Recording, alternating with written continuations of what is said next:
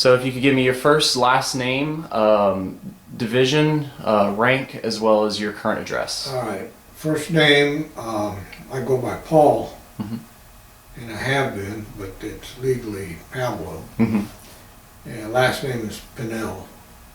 Okay. And what division in the military were you in? I was in the 3rd Marine Division. Okay. And what rank did you achieve in that division? I got up to sergeant. Okay. What years were you deployed into Vietnam? February 1967. No, I'm sorry, 68. And then I left in November of 1969. Gotcha. So we can go ahead and start off on some of the questions. So were you drafted or did you voluntarily enlist? No, I volunteer. Volunteer? Okay. Also, were you, where were you living at the time? Were you around this area or were you in a different state, relocated, or Well, what? we lived in California, but my senior year of high school, we moved to my dad's hometown in Orrville, Ohio. Okay. And that's where I ended up enlisting. Enlisted in Ohio? Yeah, I began the enlisting process in California my senior year, but since we moved, then I finished up there. I gotcha. Was it kind of difficult transferring over to having to start enlisting in California and go to Ohio, or was it pretty streamlined? No, that was a piece of cake. I gotcha. What was your main decision? I know this is going to be a very broad question, but why did you decide to enlist? Well, first, let me clarify one thing. I was still a permanent resident at that time, and my dad was World War II vet, so that was one of the things that sort of motivated me to it. He hadn't been in the Marines; he was in the Army. Then I always tell everybody, well, I read the book by Leon Uris, Battle Cry. Then I saw the movie. And then, of course, John Wayne's Sands of Iwo Jima. People say, you got to be kidding, but...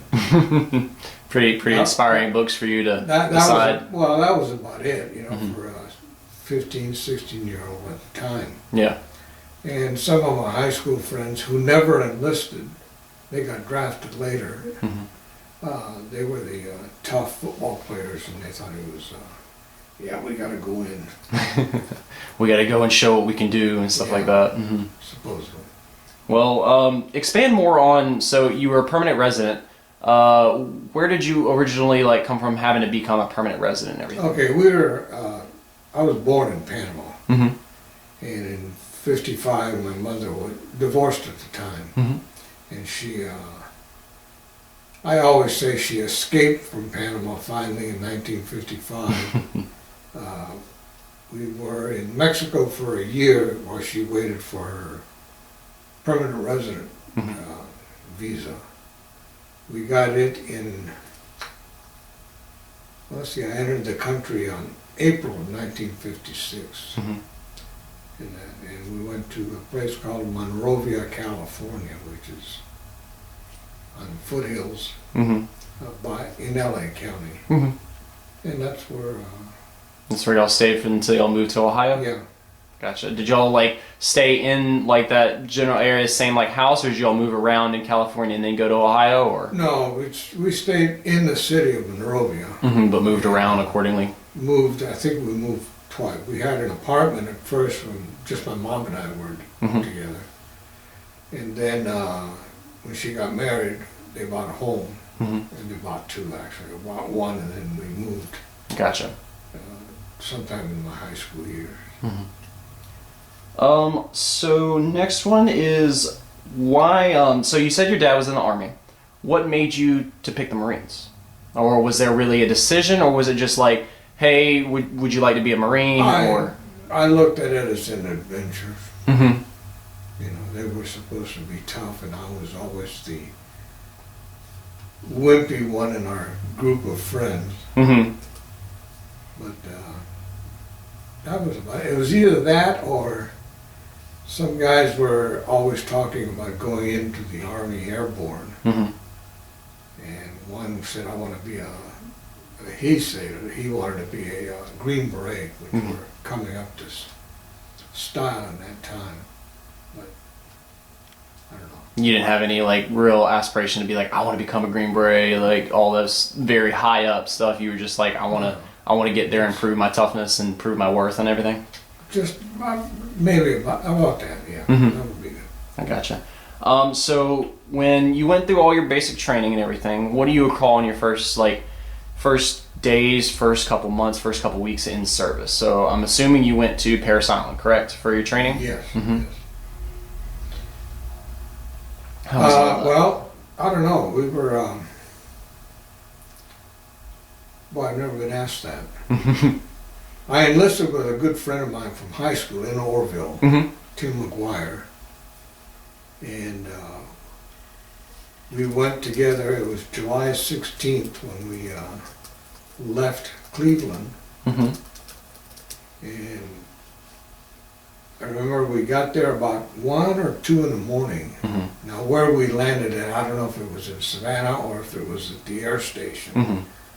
But we bust into Parris Island, and then it was the usual thing you see on some of these documentaries, Mhm. the yellow footprints, and a couple of the drill instructors are receiving people, hollering and screaming. Mhm. But we were acting kind of, I don't know, I don't know if you want to use the term cool, or You're trying to play it cool, play it off like, okay, I know Yes. what you're gonna do. I'm just gonna this take is it. well, okay, all right, you can say that. Mhm. But I do remember one incident, Tim and I talked about it several times. We were in the mess hall and they were giving us breakfast. Mhm. And we sat there and we were just calmly eating, I think it was cereal that I was eating. Mhm. And we were just talking. And one guy got really upset, and that's when we started to realize that, hey, this is a little bit different than what we thought it would be. Yeah. So, kind of expanding on that, like, were there any interesting experiences while you were in basic or anything like that, or was that just like really kind of just the timeline of a normal basic training program and everything, just besides that one little incident when you were like, wow, this is actually kind of serious? A lot of yelling, I mean, what they do is they try to break you down Mhm. and to take the civilian attitude out of you, the individualism away, and then to make you into one cohesive unit. By the time, now basic training then was only 8 weeks. Mhm. Today I think it's 13 weeks, 13 or 14 weeks. Mhm. So everything was always moving fast, a lot of hollering and screaming, and a lot of punishment for anything, which was usually physical training. Mhm. But the purpose of that was to get you in shape all the time. A lot of running, Mhm. but that was just for your physical stamina. Yeah, just to get you prepared for Yeah. anything, really. And you were, I can say it doesn't matter whether you were a big dude or whether you were a really short mama's boy. Mhm. Everybody was scared the first several weeks Mhm. until you got acclimated to the Got into the swing of to things the and started system. going, yeah. Right. Mhm. So you kind of already answered my next question, like what did it feel like? You told me about that, about your boot camp training, camp experiences. Do you remember any of your drill sergeants or anything like that? I mean, do you still? Oh yeah, and nobody ever forgets them. Yeah. I mean, our senior drill instructor was Staff Sergeant Sullivan. Mhm. I thought he was about in his 40s, but I think he was only about maybe 28 years old. The stress has gotten to him, made him look so much older. No, it's just, we were not 18 Yeah. years of age. That's the thing. We had he was a senior. He played the Daddy Manu role. Mhm. Sergeant Shrewsbury. he was the middle drill instructor. He could swing both ways. He could either Right. chew you out or And kind of then be we like, had Sergeant Barrington. He's the one that you could never please him at Mhm. all. And it's interesting, I ran into him in Vietnam. really? He was with the 3rd Marines, yeah. Interesting. And we had a good conversation. I was about to say that would be a pretty interesting conversation, just sitting there and be like, all right, cool, we're both here now. What kind of, I mean, I know it's very mentally exhausting, very physically exhausting for boot camp and everything and for your basic training. So, like, what helped you get through? Was there anything, like, motivating you or pushing you to be able to get through it successfully and graduate from your basic? Do you know what? I can't, let Sorry. me turn the air. You want to? Oh, no, it's fine. We can just leave it. I can cut it out. Yes, sir. Yeah. Sometimes this air gets too cold. What motivated me to go through it? I don't really. Well, I don't know. Tim McGuire got on me. This was after we were home on boot leave. Mm-hmm. He said that, oh, you took this thing too serious. You liked it. So I don't know what, how he saw me, or maybe others saw me, Mhm. that I could answer and say, well, I was having fun. Yeah. I mean, to me, it was an adventure. Mm-hmm. It's kind of odd, but I didn't feel any super patriotic flag waving. Like some Doing people this do when or- they're like, I'm going to go for America. You're just Well, like, A lot do, you know. mm-hmm. But to me, that came much later. Mhm. But still, it was fun. Yeah. Gotcha. So when you did eventually get to Vietnam, after your basic, after all of that, where did you serve? Like, where was your, like, when you first stepped on the ground and when you trained over in Vietnam? Because I'm sure they had some training set up for y'all and stuff like that, just to get acclimated to the terrain and everything. No, you did your basic infantry training in Camp Lejeune. Mm-hmm. My MOS, my specialty was a trucker. Mm-hmm. I was going to be a truck driver. And then we went to Pendleton on the way to being shipped overseas. Mm-hmm. We were there, it's called Staging Battalion, but we spent, I think it was almost 4 or 5 weeks. Mm-hmm. And it was just basic infantry training Mhm. again. And that was, again, a lot of fun because I got to go home at Monrovia and see a lot of my buddies, Mhm. you know, at that time. We left, went to Okinawa, and we spent maybe a week to a week and a half Mm-hmm. just waiting to be assigned a flight to go to Vietnam. Mm-hmm. When I got to Vietnam, it was an interesting flight that I was on. It was a Flying Tigers aircraft, charter flight. Mm-hmm. And it was all Navy and Air Force. Mm-hmm. And there was only 12 of us, I think, that were Marines on that flight. We got there, we drove, they took us to the Marine receiving area Mhm. at Da Nang, at the airfield. They had those old GP tents at the time. Mm-hmm. And we spent the night there. It was in the middle of Tet, and a lot of artillery and rocket fire going off. Now, we didn't know, we couldn't tell, I couldn't tell if it was incoming or outgoing Mm-hmm. fire. So I spent that night mostly just looking around, and if I saw anybody get up and run, You were going to go right with them. I'll go with them. Mm-hmm.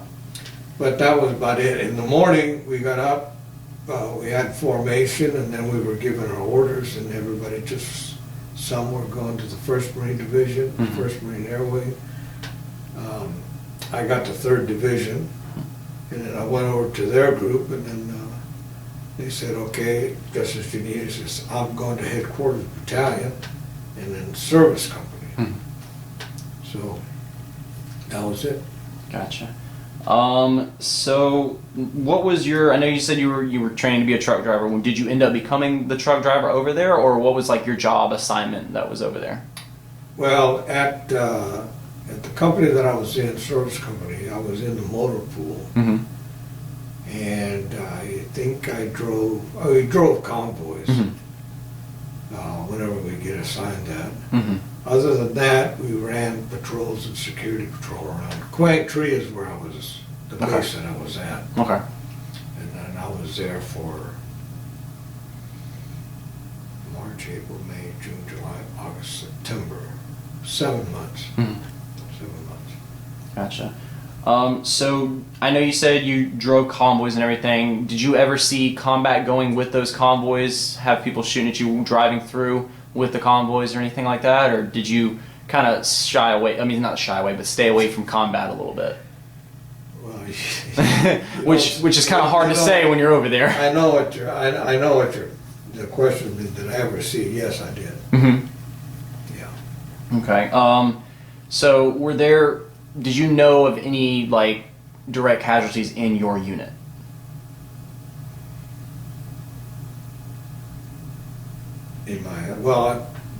Only the guys in my squad, but no, none of us. Okay. None like directly, just some with your squad that like you would see every so often, but they ended up becoming casualties in the war? Yeah, no. Gotcha. So when you were over there, what was some of your most memorable experiences, and what was also some of the experiences that you kind of really wish you wouldn't have experienced, if you don't mind answering that question? We can start with the most memorable ones first. The most memorable one that I can remember is we had a barbecue and we got to eat steak and cook hamburgers. Mm-hmm. Compared to your normal MREs and all that crap that they try to feed you, you had some good food. We didn't have MREs in those days. We had sea rations, which was okay, yeah. in the MREs are a little bit more modern ones. Yeah. Right.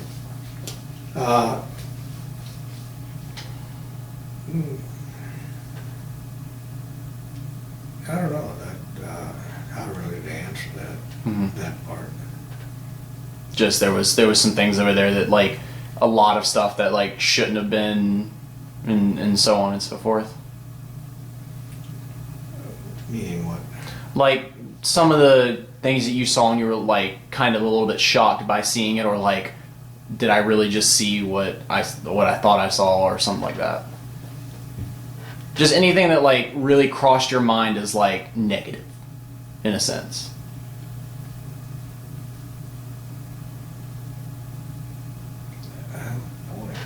Boy. Can't say that I did. No. Okay. Can you be a little bit more specific? Maybe I can. So like some people have experiences to where like we've had some Vietnam veterans come into class and speak at New Orleans when we were actually doing in-person classes, and we've had some with our online Zoom meetings. So they'll have like bad experiences, like they'll be out in the field and then someone like, I know you said directly in your unit no one really had any casualties, but you'll see like they'll have an experience to where they'll see somebody either get like shot or a vehicle going and hitting an ID just driving by. I mean, have you had any of those real experiences, or was yours pretty, I mean, I hate to say this term, but like pretty peaceful compared to what some veterans have experienced?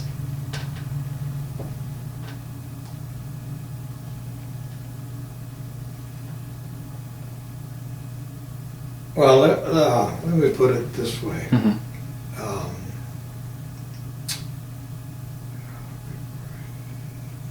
March, towards the end of March, I think. Mm-hmm.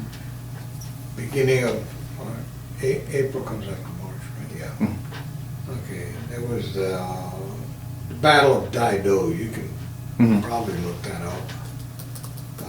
We were just about 2 miles south of that area where they were fighting. Mm-hmm. Several of our guys were up by the Dong Ha area. This is where Daido was basically at. And they got hit pretty hard. I think I sent you one of those pictures. I don't know if I did. I believe so. I have a whole bunch of them on my email.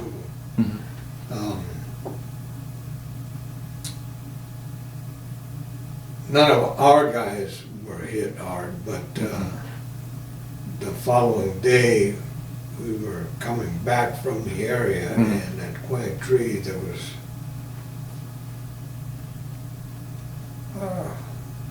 body bags of all the those that were killed there, and they had them stacked up. Well, I say stacked up, you know, in formation there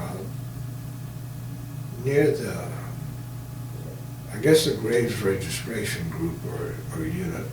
They were shipping them back. Yeah, that was pretty early when I first had gotten into Vietnam. That did sort of wake me up a little bit. Shake you up a little bit, be like, okay. But then about the same time, one afternoon, we were surprised. We usually got hit at night, and the perimeters were usually tested by the other guys. But it was about 2 in the afternoon, I can recall that, and we got hit, the lines got hit, and I call it my squad, drivers, we got called out to go out on patrol. I didn't go, I wasn't there with them, but if this can help the attitude of a lot of the guys, they were all eager to go.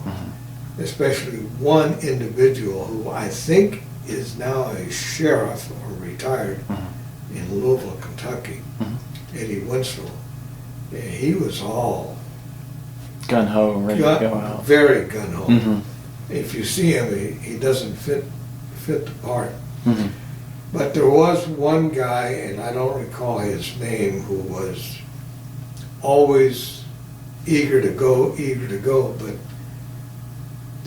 as soon as they hit there was a big open space from the lines out to where a tree line began. It was maybe a couple of 100 yards.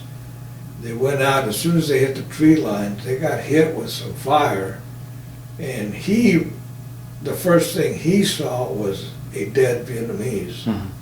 And that really, you know, kind of backed off his gun-ho-ness a little bit and let him settle down. Yeah, and we talked about that later on. He, you know, we told him it was all right. But, still kind of shook him up a little bit. That's about all I can, say about that. So, there's a question on here. Were you a POW? Of course, I'm assuming you weren't, of course, doing your convoys and everything, correct? Did I what? POW? No. Okay. Did you get any medals, awards, or citations from being over in Vietnam? I got a combat action ribbon. And that's the equivalent with the Army. Is the Army has the infantry badge. They get a reef if they're in combat for about 30 days. So the combat action ribbon, you have to be in actual fire. Yeah. And they don't give you a medal of the Marine Corps, they just give you a little ribbon. The ribbon that goes on the... I got that. And a letter of commendation or a certificate of commendation, but that came later, towards the end of my tour in '69. Okay. So let's see. When you were over in Vietnam, were you able to stay in touch with your family frequently? And if you did, how was it? Was it by, I'm assuming by letters and everything? Or did you stay in touch very much? We write letters. And we communicated just as well and just as fast as with all this. Yeah, exactly. Stuff. In fact... And it's a lot harder to ignore because it's sitting in your mailbox. Right.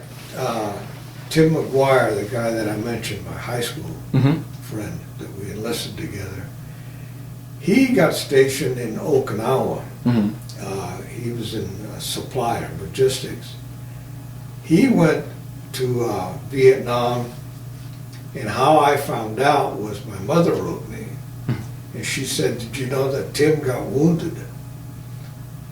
And it took 5 days for mail to go from. It's pretty fast coming from all the way from Vietnam. And Very, very fast. I'm assuming all your mail from over there was expedited because of military service and everything. I haven't the faintest idea. Oh, okay. Believe it or not. General Davis, the CG, made a comment one time that mail was faster on Guadalcanal when he was there Mhm. than it is down south. Take that for what it means. Exactly. But anyway, I wrote back and I said, I'm surprised because he's in Okinawa. Mhm. Well, in March of '69, I went to a class in Okinawa, and Tim was still there. And I went to see him, and I said, what's all this BS about you getting wounded, having a Purple Heart? And the way what happened was they went to Da Nang to put in a computer or some supply system. They were given 30 days to do it in, but they finished all the work in about a week and a half. Mhm. So they wanted to get their Combat. No. the service ribbon Mhm. medal, and so they volunteered to stay for A little bit. the full 30 days. Mhm. And they went on patrol.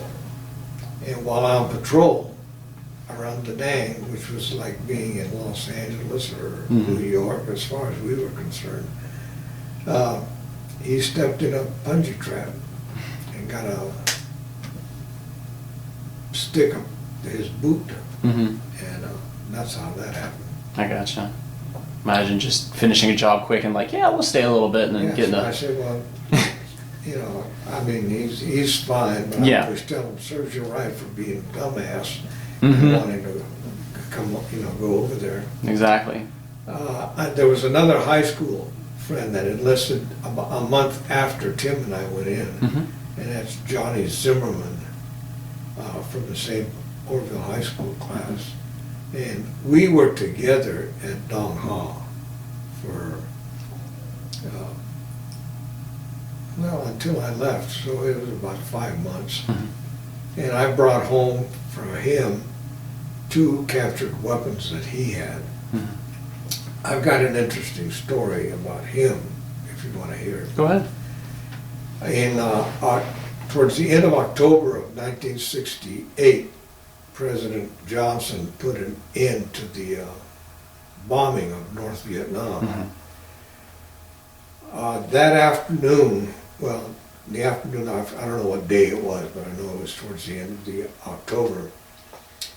I was at Dong Ha. We were in the General's CG compound and supervising a Vietnamese working party that was installing 2 flagpoles, one for the U.S. flag and one for the Vietnamese flag. Mm-hmm. I know it was around 4 o'clock in the afternoon. All of a sudden, everybody got up and left. And it didn't dawn on us right away, because we've been working with these people for some time. Within about 20 or 30 minutes after that, we got hit with a huge artillery attack Mm-hmm. on the base. My friend Johnny Zimmerman was in the mess hall at that time, getting ready for chow. And they all ran in, of course, got into the trench line alongside the mess hall.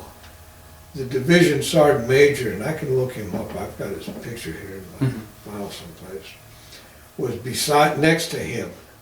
There was another staff sergeant or a gunnery sergeant that was next to the division sergeant major. Mhm. He got up to get out of the trench line, and the division sergeant major reached up to grab him by the trousers to pull him back into the trench, right at the precise moment that an artillery round hit the edge of the trench line. Mm-hmm. Johnny, you know, everything went over top of his head, so Mhm. he didn't get hit. But he did see the Division Sergeant Major got Mhm. splattered, Yeah. sort of thing. And that day, even though I'd been there already almost a year, was the first time that I smelled somebody that was scared. You can smell fear. Mhm. We were in the trench that I was in. I was with one guy named Victor Dahl, Mhm. and there was a lance corporal or a corporal, Arndt. There was an Army major that hopped in with us, Mhm. and I could see him shaking. Now I'm not making fun of him in that, Yeah. but you could actually, I could smell, you know, the perspiration or the odor that he gave out from, you know, Just being feared for his life. yeah, Mhm. here. I mean, that's the kind of things you kind of remember. Yeah. So going kind of back towards like, so I asked you how you stayed in touch with your family. So I know you spoke a lot about mess hall. So like, what was the food like when you were there? Like, was it? I mean, I know you said you had your little rations, but I mean, was it at least edible? That's when we went out. Mhm. You know what? I can't tell you how, Yeah. how it was. I will say this: from June, April or so of '69, I got transferred to the Division Embarkation Mhm. office. No, a little bit before that, because that's when I went to the class in Okinawa. Mhm. And we would take turns between myself and two other sergeants and go to a Navy base on the Quaviat River, which was on the coast. Mhm. And all we did was, you know, if you asked me what my job was, we were supposed to supervise any of the Marine cargo that was coming off these boats Mhm. and going downriver.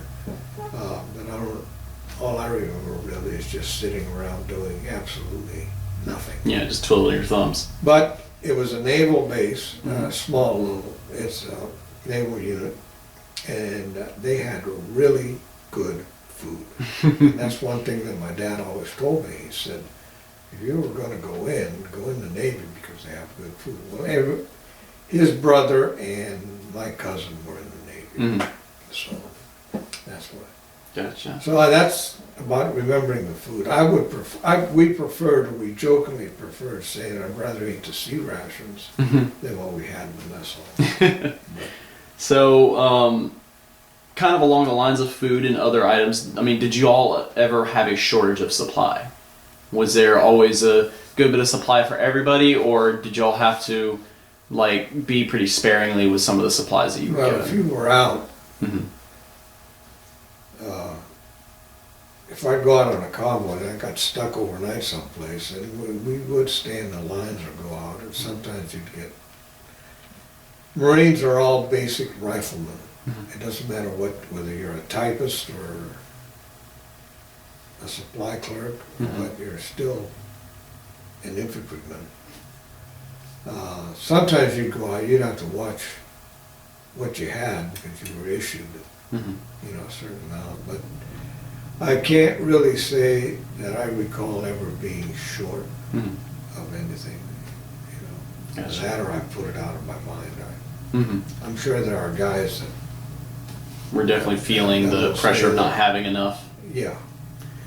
So, did you ever, like, before you went on your patrols and stuff, did you ever do anything for good luck or have something on you that was good luck? Because I know there's, like, of course, the ace of spades, everyone that some people have, and was there anything you did like that or no? Okay. So, when you were either on your convoys, on your convoys, on your patrols, or even just on base, just waiting for your next assignment, how did y'all really entertain yourselves? Well, I almost got in a fight with a guy named John Goodlow. He was a PFC or a Lance. No, he was a PFC. He was an African American and great guy. I mean, we got along fine, but he had one record, Cowboys and Girls, Mm-hmm. and he played that every day. I mean, that's all we had. Yeah. And I don't know. I made a comment one day, something about what he can do with that thing, Mm-hmm. and he flipped, and I flipped, and half the guys in our area came and looked, and he thought he was going to kill me or I was going to kill him. But other than that, that was about it. Mm-hmm. We read a lot. Yeah. Some guys had books. I took some correspondence courses, Mm-hmm. and several of the other guys did. Gotcha. But yeah, that was about it. So we went over something in class about how really racial things were not existent in Vietnam. You were just a brother there sent there to do a job. So did you ever experience any of like the racial profiling or anything like that? Because I know it was a mosh pit of different races, ethnicities, backgrounds, origins, everything. Not that I can recall. Okay. That was what most of our veterans have said. They had there was no clean tell or any difference that was seen over there. Okay. So throughout your times, when did you have like some leave, and then what did you do on that leave? Well, I took R&R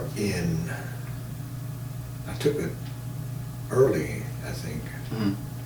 July of 1968. I went to Pearl Harbor, Hawaii, Mm-hmm. and spent about 5 days there. Mm-hmm. I extended my tour. That's why I stayed from March of 68 to almost November of 69. Mm-hmm. About 18 months, 19 months. The second time I went on R&R, I went to Hong Kong. Mm-hmm. That was fun. Very interesting change of pace and landscape over there. Well, interesting. So, did you ever notice or partake in any pranks that were around? Because there was one that was always prevalent that we went over in class called fragging, and I don't know if you had experienced any of that or. That's not a prank. Well, I know it's not a prank. It's something to get them like because you're pissed off at them or your whole like unit's pissed off at them. You're trying to kill somebody. Yeah. Is what you're doing. Mm-hmm. Yeah, no. None. You didn't experience any of that. Okay. So one of the questions I hear is, do you have photographs? Which of course you've already shared with me. So I'll include those with all of this information here. Let's see. So what did you think of like your officers as well as your fellow soldiers? Was it any discrepancies besides, of course, that one bout you had about the record, but any leniencies towards like I really did not like this guy or I really really liked this guy or anything in between that, or was it all pretty much just status quo across the board? Yeah. We pretty much got along. Everybody got along fine. Gotcha. Did you keep? But you mentioned officers. Yes, officers, your higher ups. No. Well, there was a guy named Lieutenant White. Well, I'm going to give you two things that I learned from both of these guys. First, Lieutenant White. Now, he was an old guy. He was maybe 22 or 23. Mm-hmm. And I was talking with him, and I had my hands in my pocket because I was really salty. And I had sunglasses on. And he just said, "Pennell, do me a favor, take your sunglasses off when you're talking to me so I can see your eyes."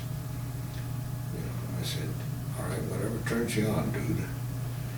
But the same guy, the day that we were bombed, had the artillery attack at Dong Ha, General Davis, let me tell you, I was assigned as a driver, which I didn't hardly drive anything there. Arndt took Davis to the I think there was a children's hospital at the entrance to the base at Dong Hong. He wanted to go there and inspect it. Arndt took him, I went, followed up, and I had this Lieutenant White with me in Jeep. Mhm. And there was several rounds hitting the air if you, to know the base, if I can show you, like, you know, where the CG area was here, the airstrip would be here, Mhm. and then the entrance to Dong Hong was a little further down, and you had to drive around the airstrip Mhm. to get to where we were going. One of the favorite places that, on any base that the enemy always wanted to hit was the airstrip, because it ruined your resupply. Mhm. And they also had zeroed in the CG compound. Well, we were going around the airstrip, and of course several rocket and artillery rounds were hitting the area of the airstrip. Mhm. And I was being Mr. Cool driver trying to zigzag through the road, which I didn't have to do. Mhm. But he just put his hand on my shoulder and he said, "Pinnell, just drive straight. You're either going to get it or not, and the chances are we're going to get killed if you keep driving the way you're doing, because you're going to go right into a incoming round." Yeah. But his advice was pretty, you know, well, to me it was smart. Mhm. The other one was that same day, Davis had been out in the field. He was the one general that was, every day was out in the field. Mhm. And he would take either myself or Arndt with him. Mhm. Well, we wouldn't go in the same chopper, we'd go in a chase helicopter with him. So I also had a laugh. I said, all this time that I've been here, I was out in the field or driving in the convoys. And I thought I had an easy job now being in the, with the CG headquarters office. Mhm. And I find myself back out in the field. Well, anyway, he was out. There was a guy named, another Sergeant Richard, myself, I think Arndt was there, and Victor Dahl. We were, I'll say, in the trench, then we moved over to the mess hall area. And I said we were hiding in there so we wouldn't get hurt. Mhm. But the general's chopper came in. This was Raymond Davis. He was had the Medal of Honor. He was awarded the Medal of Honor in Mhm. Korea, and he had the Navy Cross, I think, on Guadalcanal. I'm not sure. Anyway, we came down. He landed, and he was walking up from the helicopter to where we were at. Jean Richard grabbed his helmet and flak jacket. He never wore it. And he started running down to it to give it to him. Mhm. And Davis walked calmly and had a big smile on his face. And then he just waved off the helmet and the flak jacket. And that was another thing of leadership that without him teaching it, Mhm. you know, you saw it and you learned from that. Mhm. You know, so how you act, well, along with your subordinates, is how they're going to act and react and follow. Gotcha. That was it. As far as anything else with any of the officers and that I encountered, Nothing really stood out, and everyone pretty much got along. Yeah, So. it's not like in the movies where you see everybody's Mhm. hollering and screaming at each other. Yeah, when you're over there, people are pretty much getting along and just trying to go each day by day. Almost on a first name basis, Mhm. except for White. You don't wear sunglasses. So after your service and everything, do you recall the day your service ended? Anything really like that stood out, or was it just you were done? You mean from Vietnam? Mhm. Yes, Well, sir. I left Vietnam. I went to Garris Island Mhm. as a drill instructor, Okay. and I spent 2.5 years Mhm. there. Gotcha. And then I was thinking of maybe making a career, and I had gotten my citizenship so that I could try to apply for OCS or the warrant program, or I don't know, just to get the citizenship. But I decided to get out.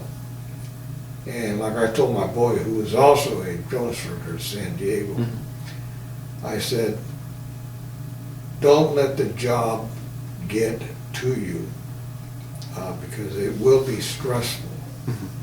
And I found myself, I was losing my temper a lot. And we had a good Gunnery Sergeant Johnson, who came up to me one time and he said, Pinnell, he says, we've noticed your attitude is changing a little bit. You used to be a little bit more reserved, cool, calm, and collected, or whatever. And I said, I don't know, Gunny, it's just things are getting the best of me, getting the most of me. I find out later, now that I'm going to the VA, that it's supposedly delayed post or traumatic stress syndrome, or whatever it is they call it. So they say that's what that was. You know, and I decided to go ahead and get out. This was about the steadiest job that I had once I converted to Christian. I said I was always a Christian, but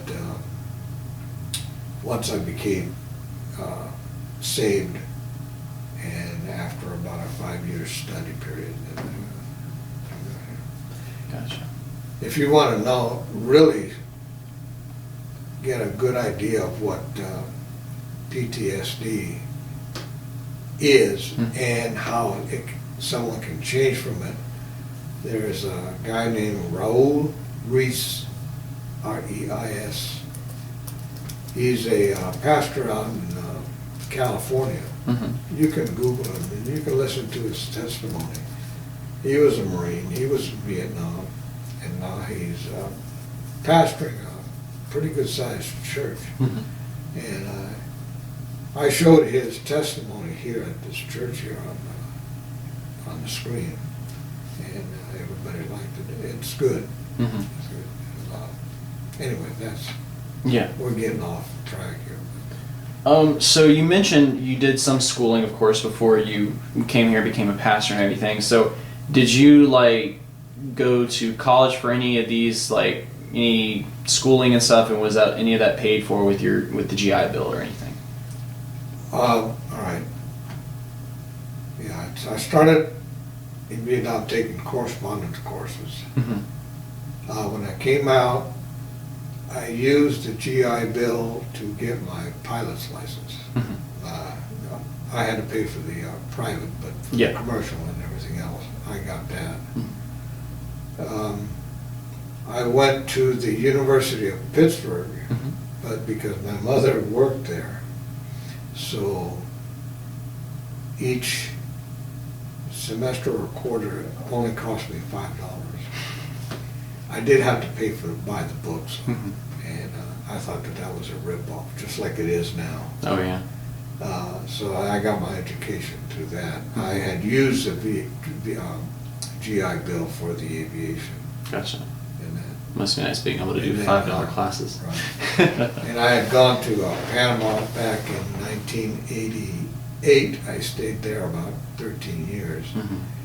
During that time, I got my law degree also. Gotcha. So, very, very educated man. Well, I got pieces of paper of how much I educated, you might say. Hey, that piece of paper, you have to have the piece of paper. You can have all the knowledge, but people won't trust you until you have that piece of paper. Well, you can have the piece of paper and not have anything in the head. Exactly. So, I know you mentioned you went into the service with your best friend, with one of your good buddies. Yeah. Did you get any friends when you were in the service that you still communicate with now? Yeah. Well, yes and no.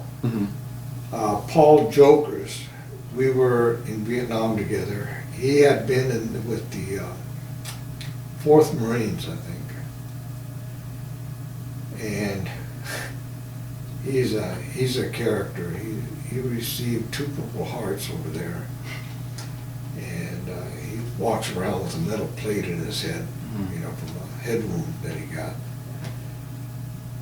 He got kicked out of DI school because he told a gunnery sergeant what he could do with himself. But he, you know, they didn't do anything to him. Yeah. He went out to California at Camp Pendleton, and then when his enlistment was up, he went ahead and got out. He lives in St. Genevieve, Missouri. And he's retired now. I've talked to him a few times, but not on a regular basis. The other one is Paul Hartley, and I think you've got one of the pictures of him. I have the 3 amigos. Yes. All right. Now, Larry Laird, the skinny guy, nobody had any contact with him.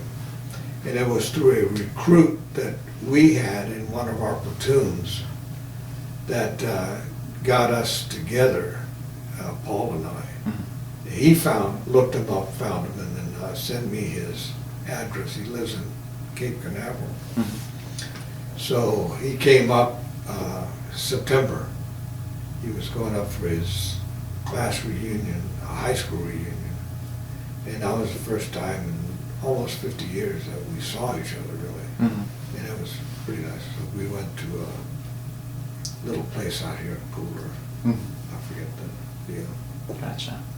So, you already spoke about how you had your career at the end of the war. So, did your military experience influence your thinking on war or or the military in general? Like anything that changed your mind about it? Like things that shouldn't be done, or things could be done differently or better?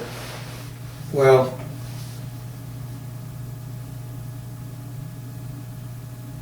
wars are going to occur.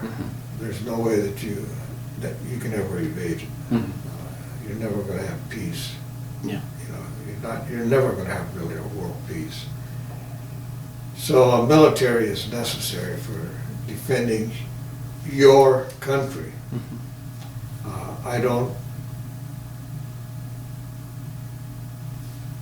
At first, I don't think that we have to be the policeman for the world.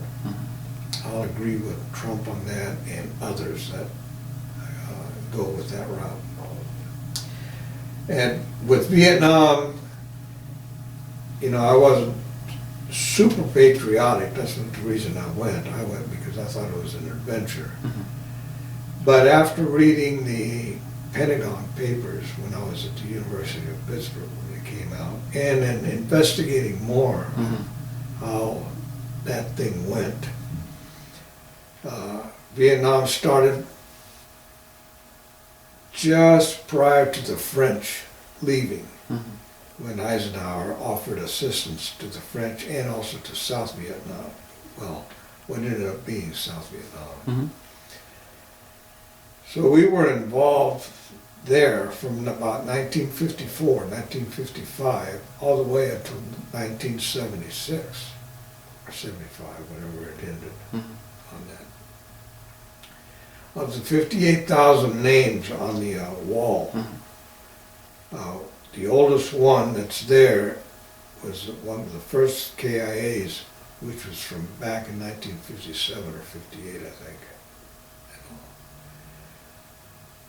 The brings me up to this Iraq-Afghanistan war. One of the biggest, dumbest things that I ever heard was when George Bush, we went into Iraq, 30 days later or 2 months later, he's aboard the aircraft carrier and he said mission accomplished. Well, that was 2003, I think, and we're still there. Yeah. Okay? We're still there. I've had people say that we should pull out. Okay, they start using argument of you gotta be cautious because we leave, then somebody else is gonna come back in, ISIS, Al-Qaeda, or whatever. And even some people here, you know, say, well, no, we should stay there. One guy was telling me that, and then he said, well, my wife is a veteran, and says that we should stay there. And so I just asked the question, was she in the Army? She was in the Army. Was she in the infantry? Is she a helicopter pilot? Everybody has different You know, experiences. or was she a nurse or a clerk? What? Well, I didn't get an answer, and I haven't heard from him since. So a lot of people will say, like, yeah, I'm a veteran, but like, what did you actually do? And like, what you can't really have an opinion on the front line if you were a mechanic on base. If you want a really good answer on that, there's the Congressman Crenshaw, Robert O'Neill, the guy that got famous because he says, I just happened to be the guy that shot Osama bin Laden. You know, those guys that have been, you know, that they put on the news. But it's going to be their opinion. They're the ones that were in the fight. Ask some of these Marines that were in Fallujah what they think. I don't know. War is not, it's going to be there. You need someone that's going to do the work. But kind of in a more of a, I guess, a godly like way of saying it, it's a necessary evil. Because I mean, well, yeah, I guess. I mean, there's going to be. Let me put it another way. Let me use Panama as an example. In 1968, they had their coup d'etat when Torrijos, Martinez, and Boyd threw Arnulfo Arias out, who had been elected president at the time. This was the third time that he was thrown out, that he had been elected president since 1942. All right, the government was supposedly semi-democratic, but it was ruled by the military. Now, they had most of it. By the time Noriega came into power, you know, who was somebody that was made by the CIA, by the U.S. government, and whatnot. But he was also very deeply involved with the drug trafficking, laundering of money. When the U.S. decided to get hard with him, then they call them white-tailed deer, rabi blancos. These are the rich upper class in Panama. Started to get upset with Noriega. But during all this time, they had been making their money from him, from all the collateral benefits of the money laundering and whatnot. Well, he started to get tough, and then, of course, you've got to protect yourself from, I mean, he was going to the other extreme. I don't know where I'm going with this, trying to use them as an example. But I guess there are times when you have to fight, but you're going to fight for your freedom and your rights, because the government there was really abusing a lot of things and abusing people. Yeah. As far as the invasion of '89, I was there at that time, and I was a civilian DOD employee at the naval base at Rodman. Now, I didn't hire it here and go down there. I was down there and applied, and I got hired as a security officer, police, whatever it is, civilian. And some people ask me, it says, how can you fight against the Panamanians? And I said, well, it's easy. I'm protecting the base here. And I can use the excuse that I'm protecting some of the Panamanians against the bad guys, which was the PDF. Well, once that was over, I don't know. It's too complicated. It's a whole lot of stuff going on. Yeah, basically, what do I think of war? It sucks. Okay? Okay. It sucks. So, wrapping up the last couple questions. So, all of your service and all of your experiences, what were any effects that it had on your life?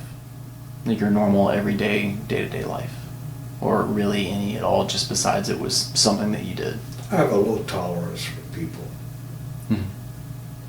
Especially,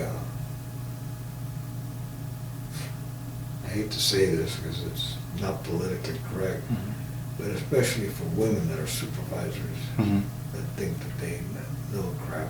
Same thing for males.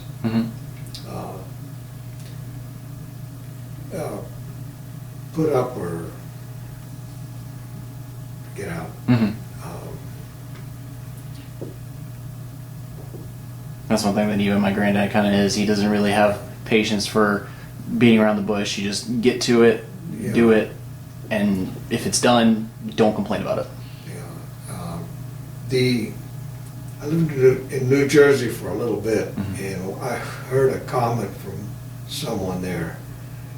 They were talking about the so-called, mafia or whatnot. But they said, yeah, we've got a saying here that if you want to run around with the big dogs, you got to learn how to piss on the big trees. And that's it. If you're going to be flapping your mouth about anything, know what it is. Be ready to be knowledgeable. Be what it is that you're talking about. Okay. So that's what I just don't. Yeah. So, out of everything we've talked about, all the questions I've asked and stuff, is there anything that hasn't been mentioned that has been in the back of your mind that you'd want to add towards any of this, or is pretty much everything that I've asked been pretty much the gist of it? No, you covered pretty much just about everything. It take just a heck of a lot more time to answer,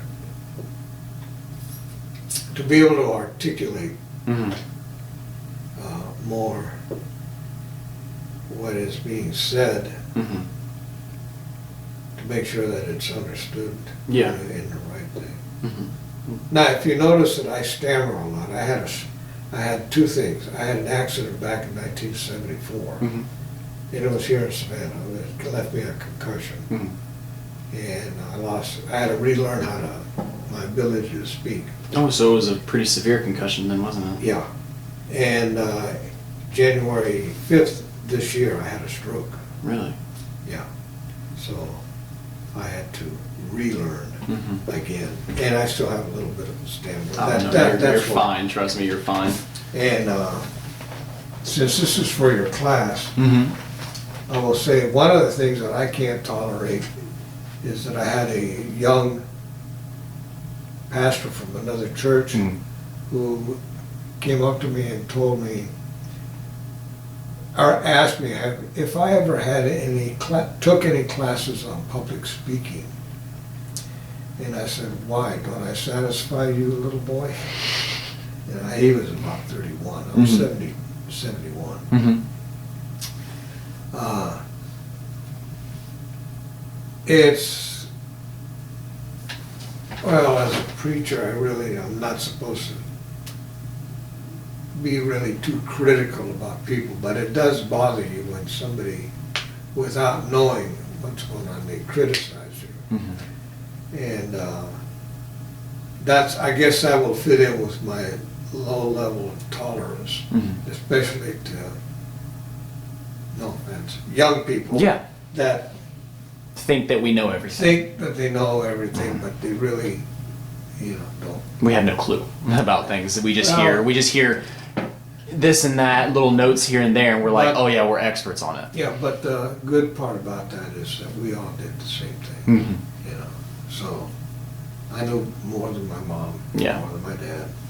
I got one more question that wasn't on here.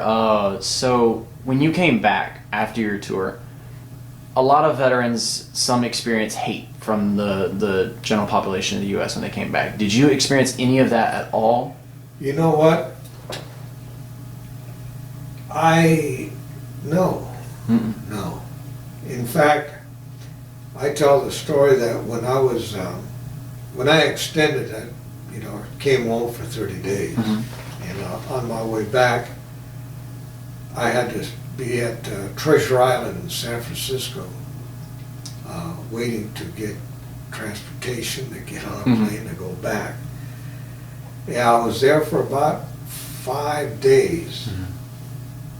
And I went out on Liberty in uniform in San Francisco, and I did not experience anybody saying anything to me Yeah.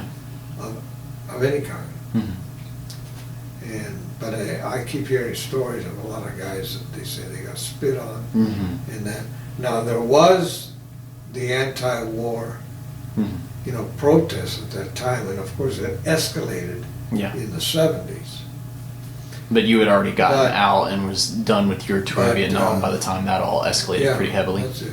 Gotcha. Now, interesting that I got on the drill field, I finished DI school in December of '69, and I was on the field in 1970. I think it was about March, April of 1970 that the weathermen, the Weather Underground, with Bob Ayers and Bernadette Dorn, had how they, military intelligence, I had the word, but they were going to come down to the Beaufort Air Station and to Parris Island and protest and do something. Now, these guys had already blown up, did something in the Pentagon and whatnot. So that was the only experience that I had. Nothing came about. Yeah, nothing like directly to you negatively. No, we were, we trained and did the old, this is what we're gonna do, and I thought, geez, we left this stuff, in Nam. Yeah. But nothing came about, nobody ever showed up, so. But that's the closest, if anything, of that. But on a personal one-to-one, people coming up and saying that. Well, I do very much appreciate you for your time and letting me come in here, because I know some people aren't comfortable with the whole face-to-face interactions, especially right now, but I do appreciate you inviting me into your church and letting me come interview you. 6 feet here. Technically, yes. But I do very much appreciate that, and I thank you for your time. And one thing we always like to say is, because, you didn't really have such a bad welcoming home and everything, but all of our veterans, we like to say, we don't like to say thank you for your service, we like to always say welcome home, because some veterans did not get the best welcoming home coming back from Vietnam. That's one thing I noticed we say to each other, especially to the Vietnam guys. But I do welcome you home, sir, and appreciate you for this interview again. Yeah.